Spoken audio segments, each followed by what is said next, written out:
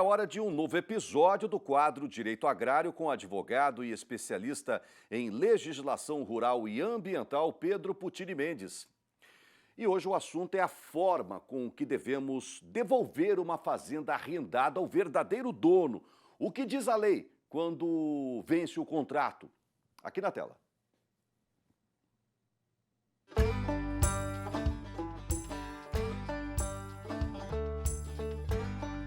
Saudações, bem-vindos de volta nesse bate-papo de interesse do produtor quando o assunto é direito agrário, para falar hoje sobre a saída do arrendatário no fim do prazo dos contratos de arrendamento, né? Se há uma forma correta de solicitar a devolução das terras ou não. É um assunto bastante controvertido entre produtores, arrendadores, arrendatários, e é tema de frequentes dúvidas no momento do encerramento desses contratos. Afinal, há uma forma correta de fazer a rescisão contratual e solicitar as suas próprias terras de volta? A resposta é positiva, porém há várias observações a serem feitas. Primeiro, em outras oportunidades nós já falamos que o contrato faz lei entre as partes, e por isso exatamente que esse contrato precisa de clareza e do maior detalhamento de situações possíveis, ou seja, uma previsão de tudo aquilo que pode acontecer. Embora isso seja uma missão difícil, é exatamente na previsão do que pode dar errado é que nós encontramos a segurança jurídica no maior número de cláusulas possíveis nesse sentido. Então, para evitar transtornos no momento do seu encerramento. Mas, embora o contrato faça lei entre as partes, isso não isenta do contrato observar aquilo que diz a lei. Então, na extinção dos contratos de arrendamento, como eu acabei de dizer, é necessário que se tenha clareza e detalhamento das cláusulas para evitar confusões.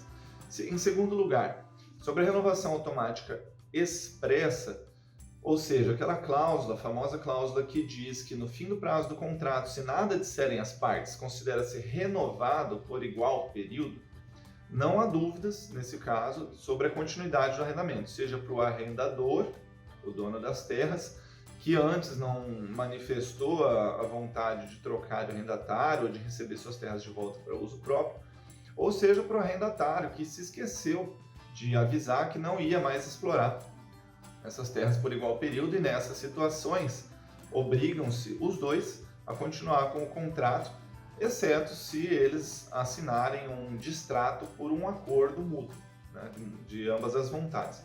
Essa situação ela se aplica também em caso de óbito do arrendador, caso o contrato não preveja uma cláusula dizendo que se extingue, ou seja, que encerra o contrato com o óbito das partes.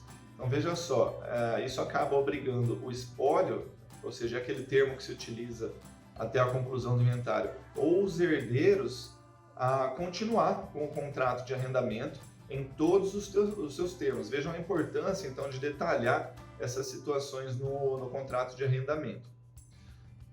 Portanto, em caso de renovação automática expressa, ou seja, prevista em contrato, as partes poderiam encerrar o contrato dentro dos prazos estabelecidos pelo Estatuto da Terra, ou seja, o arrendador até no máximo 6 meses antes do fim do contrato, e para o arrendatário se contam 30 dias depois do prazo do arrendador para manifestar a sua vontade de desistência em continuar esse arrendamento. Isso quem diz é o Estatuto da Terra no artigo 95, incisos 4 e 6, e também no decreto que regulamenta o Estatuto da Terra, o 59566, no seu artigo 22. E um detalhe importantíssimo, as notificações têm que ser feitas em cartório. Não observar essa formalidade pode acabar invalidando essas notificações no encerramento do contrato, né? E se o arrendador, quiser arrendar para outro arrendatário, ele tem que comunicar o atual arrendatário por meio do cartório, como já foi orientado, e anexar na notificação uma proposta assinada pelo pretenso arrendatário, porque caso contrário isso também pode invalidar a notificação, o que a lei e também os tribunais chamam de denúncia vazia. Pois bem, já em caso de falta de cláusula dizendo se o contrato se renova automaticamente ou não, que nós chamamos de renovação automática tácita, né, dependerá de alguns outros fatores, ou melhor, dependerá da existência ou não de algumas cláusulas. Esse contrato, que não tem uma cláusula de renovação automática, possui cláusula dizendo que o contrato termina com o fim do seu próprio prazo? Isso é um fator. Parece óbvio, mas não é. Porque caso não exista essa cláusula, qual que é a regra? Para responder com maior segurança essa pergunta, precisamos analisar mais um outro ponto.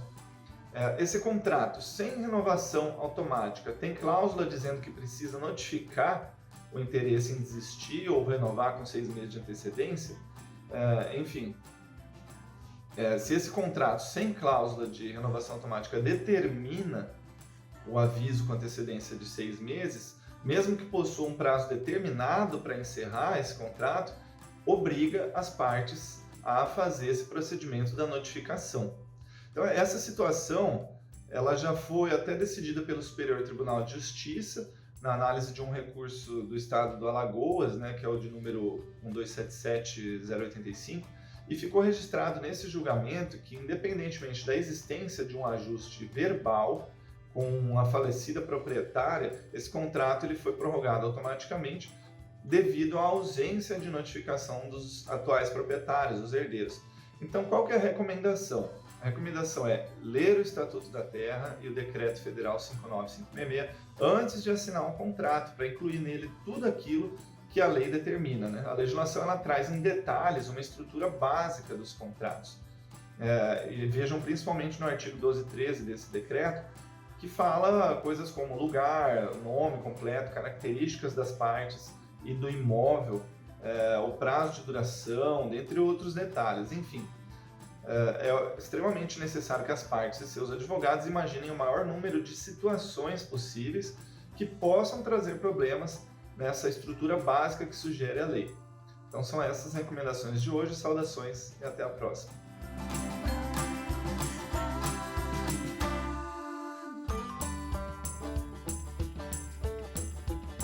Grande, doutor Pedro, obrigado pelas informações novamente.